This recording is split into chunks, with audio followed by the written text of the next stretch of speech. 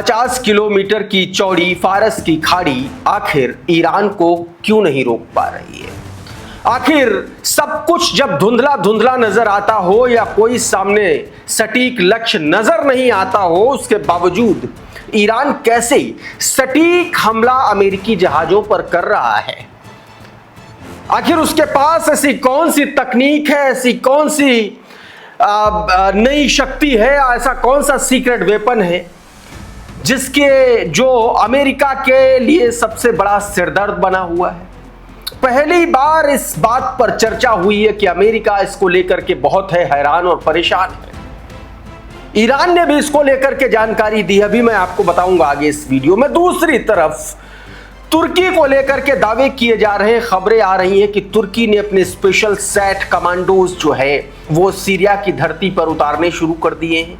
इस बात में कितना दम है, कितनी सच्चाई है, अभी आगे आपको जानकारी दूंगा। और तमाम सारी जो तुर्की की जो सेनाएं हैं, जो अत्याधुनिक उसके हथियार हैं, उसको लेकर के भी खबरें हैं कि वो भी वहां पर उतर रहे हैं, वहां पर जा रहे हैं, उनसे जुड़ी जानकारी। उधर इकोनॉमिक सैंक्शंस को लेकर के American treasury secretary Scott Bessent के बयान पर ईरान ने किस तरीके से पलटवार किया है, इसके बारे में भी मैं आपको जानकारी दूंगा। खबर हौतीज के एक और नए हमले से है।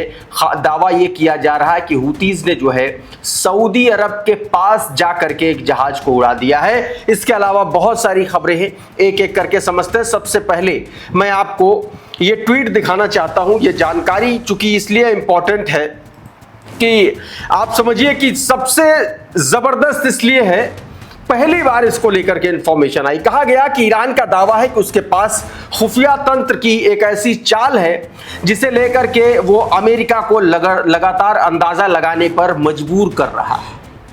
मतलब ये हुआ कि लगातार उसके पास ऐसी चीज है जिसकी वजह से अमेरिका लगातार हैरान है, परेशान है, लेकिन उसका पता नहीं लगा पा रहा है कि आखिर 50 किलोमीटर चौड़ी फारस की खाड़ी होने के बावजूद ईरान इतने सटीक हमले अमेरिकी अड्डों पर कर कैसे रहा है, अमेरिकी जहाजों पर कर कैसे रहा है। आगे बताया गया कि IRGC के प्रवक्ता हुसैन मोहब्बी ने यह दावा किया कि तेहरान अमेरिकी सैन्य ठिकानों और जहाजों को एक हफ्ते में कम से कम 2 या 4 बार निशाना बना रहा है और इसके लिए ऐसी निगरानी तकनीकों का इस्तेमाल कर रहा जिन्हें अमेरिका कथित तौर पर पहचान तक नहीं पा रहा है। उन्होंने कहा कि IRGC की ट्रैकिंग फिलहाल उन सैटेलाइट्स के जरिए नहीं हो रही है जिन्हें वो पहचानते हैं। अगर हम रात के अंधेरे में करीब 50 किलोमीटर चौड़ी फारस की खाड़ी को पार देख ही नहीं सकते तो फिर इतनी सटीक मार कैसे कर सकते हैं? सवाल अमेरिकियों से खुद पूछना चाहिए। मतलब सीधी बात यह है कि ईरान की जो सीक्रेट ट्रैकिंग टेक है, क्या अमेरिका उससे बुरी तरीके से हताश है, निराश है, परेशान है, बौखलाया हुआ है? क्या अमेरिका को ईरान जो चकमा दे रहा है उसके पीछे कोई ऐसी गुप्त या यूं कहें कोई ऐसी सीक्रेट टेक्नोलॉजी है या हथियार है जिसको जो अमेरिका के पास भी नहीं है?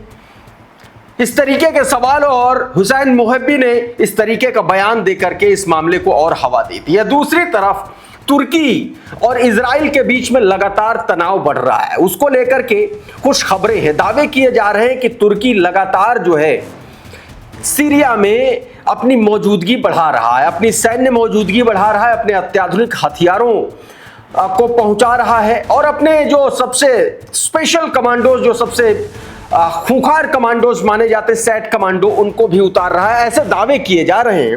अब दावों में कितना सच है आगे समझते हैं, लेकिन ये वीडियो शेयर करते हुए इनसाइड न्यूज़ ने कुछ लिखा है, वो मैं आपको बताता हूँ। ये वीडियो शेयर किया है जिसमें तुर्की की एक तरीके से सैन्य ताकत बताने और दिखाने की कोशिश की गई है कि तुर्की कितना पावरफुल है, तुर्की कितना ताकतवर है, ये बताया गया। ये वीडियो शेयर किया गया, हालांकि ये वीडियो सीधे तौर पर दृश्यात्मक तरीके से दिखाया गया। इन तस्वीरों को देखिए, इन तस्वीरों में आपको जो तुर्की के जो वाहन हैं वो दिखलाई पड़ेंगे। इन वाहनों के ऊपर आपको टर्किश फ्लैग आपको नजर आएगा और एक बोर्ड लगा हुआ है, उस बोर्ड पर 6 किलोमीटर फ्रॉम द लताकिया लिखा हुआ, मतलब लताकिया से 6 किलोमीटर की दूरी पर यह सैन्य वाहन है, ऐसा दावा किया जा रहा है। रशिया एक्स ने ये तस्वीरें जो है एक वीडियो क्लिपिंग के माध्यम से साझा की हैं, जारी की हैं, जिसमें ये तमाम सारे संकेत मिल रहे हैं और इसमें यह दावा भी किया गया है कि जो टर्किश मिलिट्री है वो सीरिया की तरफ जो है बढ़ रही है, उधर डिप्लॉय हो रही है।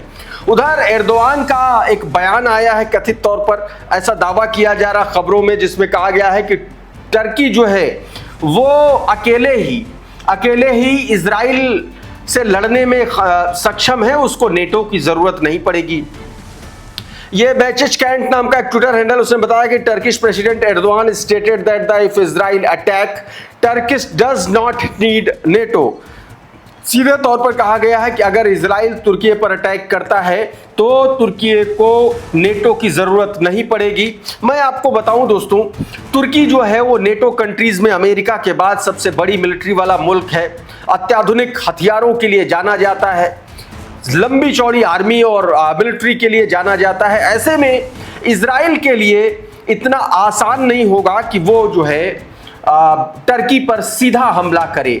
हाँ, ये हो सकता है जो सीरिया में उसकी मौजूदगी है उसको नुकसान जरूर पहुंचाया जा सकता है, लेकिन अगर टर्की की जमीन पर इस तरीके का कोई अटैक होता तो सीधे तौर पर ये जो नेटो का क्लॉज 5 है उसका सीधा सीधा उल्लंघन होगा, और अगर ऐसा होता है तो फिर अमेरिका भी कुछ नहीं कर पाएगा इजराइल को लेकर के। दोस्तों, इधर क्लैश रिपोर्ट की एक खबर आई जिसमें इजराइल का पूर्व डिफेंस मिनिस्टर यायोव गैलेंट का एक बयान आया है तुर्की के मामले को लेकर के। आपकी स्क्रीन पर है, जरा क्लैश रिपोर्ट का ये ट्वीट देखिए। इसमें बताया गया है that Israeli defence minister Yoav Gallant on तुर्की बताएगा, you have to understand that when Iran is weakened the vacuum will be the filled by someone. कहा गया कि अगर मिडिल ईस्ट में ईरान वीक हो रहा है, इसमें यह दावा किया गया अगर ईरान मिडिल ईस्ट में वीक हो रहा है तो कोई ना कोई वो वैकेंट स्पेस है वो भरेगा। मतलब यह कह रहा है कि तुर्की उस स्पेस को भरने की कोशिश कर रहा है। The natural candidate the imperial ambitions in the Middle East is the Turkey. Turkey is a strong country with the imperial heritage, it sites on the bridge between the Asia and Europe. बताया गया कि एक तरीके से Asia और Europe का जहां पर ब्रिज बनता है, जहां पर मिलते हैं, वहां पर मौजूद एक ऐसा मुल्क जो मिडिल ईस्ट पर ईरान का वैक्यूम जो क्रिएट होता हुआ नजर आ रहा है सो कॉल्ड, उसको भरने की कोशिश करेगा, ये कहना है Israeli defence minister Yoav Gallant का। ऐसे में यह भी इसमें कहा गया है, एक तरीके से यह संकेतात्मक तरीके से बताया गया है कि अगर खतरा कोई इजराइल के लिए सबसे बड़ा है तो वो तुर्की है। ऐसे में क्या बेंजामिन नेतन्याहू तुर्की से सीधा पंगा लेगा, यह भी अपने आप में बड़ा सवाल है। और अब बात करते हैं दोस्तों स्कॉट बेसेंट के उस बयान को लेकर के जिसमें उसने कहा है कि ईरान के पास कुछ नहीं बचा है, ईरान की सेना जो है वो खत्म हो गई है और ईरान मतलब सीधे तौर पर आप कहिए कि कंगाली की कगार पर है। ये ट्वीट देखिए आपके स्क्रीन पर। कहा गया कि ट्रंप के अधिकारी स्कॉट बेसेंट आर्थिक मोर्चे पर डी-डे जैसी निर्णायक कार्रवाई की बात कर रहे हैं।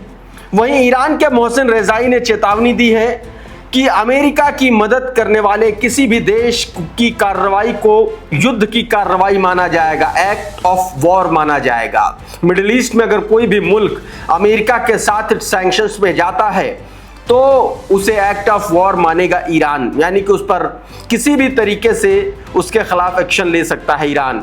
रिजाई ने कहा कि अगर आर्थिक युद्ध जारी रहता है तो एक बूंद भी तेल निर्यात नहीं किया जाएगा, न तो हॉर्मुज स्ट्रेट के रास्ते और ना ही फारस की खाड़ी के किसी अन्य रास्ते से।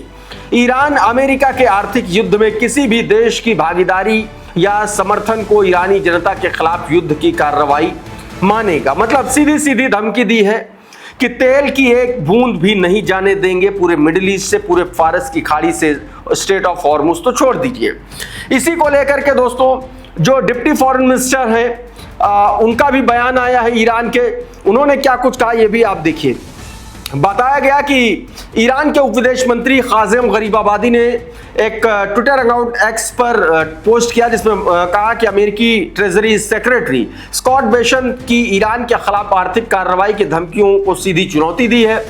उन्होंने अमेरिका के दावों में विरोधाभास बताते हुए कहा कि वॉशिंगटन एक तरफ दावा करता है कि ईरान की सैन्य क्षमता पूरी तरह खत्म हो चुकी है, तो उसके 100% सैन्य कारखाने तबाह कर दिए हैं, उसका परमाणु कार्यक्रम दफन हो चुका है, तो फिर मिस्टर बेसेंट आपकी कहानी आपस में मेल नहीं खाती है। अगर ईरान की सैन्य क्षमता खत्म हो चुकी है, उसके सैन्य कारखाने नष्ट हो चुके हैं, परमाणु कार्यक्रम दफन हो चुका है, तो फिर इसी ईरान के खिलाफ इतिहास के सबसे बड़े वित्तीय हमले और सभी अमेरिकी संस्थानों को जुटाने की जरूरत क्यों पड़ रही है? यह जीत है या अमेरिका की हार की स्वीकारोक्ति? सीधे तौर पर इस तरीके का बयान दिया गया है। उधर स्टेट ऑफ हॉर्मुज को लेकर के ईरान ने एक तरीके से गाइडलाइन जारी की है। ऐसी खबरें आ रही हैं, ऐसे दावे किए जा रहे हैं। बताया गया, आपकी स्क्रीन पर यह ट्वीट देखिए। कहा गया कि ईरान ने स्टेट ऑफ हॉर्मुज के नियमों का उल्लंघन करने वाले जहाजों के लिए नई सजाओं का ऐलान किया है। ईरानी ट्रांजिट नियमों का उल्लंघन करने वाले जहाजों को अगली बार हॉर्मुज से गुजरते समय कार्रवाई का सामना करना पड़ेगा। इसमें जुर्माना, हिरासत या जहाज को जब्त करना शामिल है। ब्लैकलिस्ट किए गए जहाजों में शिप टू शिप ट्रांसफर करने वाले जहाजों पर भी कार्रवाई की जाएगी। जो जहाज ब्लैकलिस्टेड हैं से अपना नाम हटवाना चाहते हैं, उन्हें ईरानी अधिकारियों के पास एक स्पष्टीकरण के साथ औपचारिक अनुरोध जमा करना होगा। आपको मैं बता दूं कि बीते दिन कुछ खबरें आई थी जिसमें से कुछ जहाजों ने स्टेट ऑफ हॉर्मुज को अवैध तरीके से, अनधिकृत तरीके से क्रॉस किया था। उन ऐसे जहाजों को लेकर के सीधे तौर पर नया नियम अब ईरान ने लगा दिया है। तो एक तरफ अमेरिका सैंक्शंस की बात करता है, दूसरी तरफ अपने चेले और अपने चिंटुओं को भेजता है ईरान को मनाने के लिए। आसिम मुनीर पहुंचा है। देखिए, ये आसिम मुनीर के पहुंचने की तस्वीरें हैं, वीडियोस है। क्लैश रिपोर्ट ने वीडियो शेयर किया है, जहां पर क्लैश रिपोर्ट के ही एक तरीके से जो रिपोर्टर्स हैं वो बताने की कोशिश कर रहे हैं कि किस तरीके से आप समझिए कि ईरान को टेबल पर लाने की कोशिश अमेरिका कर रहा है, लेकिन इस बार ईरान भड़का हुआ नजर आ रहा है। तो ये क्लैश रिपोर्ट का ट्वीट, जिसमें बताया गया कि Pakistani army chief Asim Munir has arrived in Tehran for talks with the Iranian official. उधर ईरान ने अपने एक नए हथियार को डिस्प्ले किया है। बताया जा रहा है कि सैनिकों के लिए, ईरानी मिलिट्री के लिए, आर्मी के लिए ये हथियार बेहद फायदेमंद साबित होगा। ये तस्वीरें हैं उस हथियार की। बताया जा रहा है कि ईरान की ये जो नई विकसित जो वेपन है, इसका नाम स्नेक मशीन गन है। ये हल्का हथियार विशेष रूप से जो इन्फेंट्री कमांडोज होते हैं, जो पैदल सैनिक होते हैं, उनके लिए तैयार किया गया है। सोवियत कालीन आरपीडी पर आधारित है, लेकिन इसके व्यापक रूप से रिडिजाइन किया गया है। इसका मकसद बताया जा रहा है कि मोबिलिटी से समझौता किए बिना ज्यादा मारक क्षमता एक तरीके से इसकी बताई जा रही है। उधर हुतीज ने, यमन के हुतीज ने सऊदी के एक टैंकर पर उसी के पोर्ट के पास अटैक किया है। करंट रिपोर्ट का ये ट्वीट आपकी स्क्रीन पर है, जरा देखिए इसमें क्या बताया गया। कहा गया है कि अभी अभी यमन के अंसरुल्लाह हुती ने कथित तौर पर सऊदी अरब के तट के पास सऊदी संबद्ध एक टैंकर को निशाना बनाया है। लाल सागर में सऊदी बंदरगाहों के खिलाफ अंसरुल्लाह की नौसैनिक नाकेबंदी अभी भी जारी है। तो दोस्तों, इस वीडियो में बहरहाल इतना ही। बहुत बहुत शुक्रिया, बहुत बहुत धन्यवाद। आप जुड़े रहिए आपके अपने channel the conflict lens TCL के साथ। नमस्कार।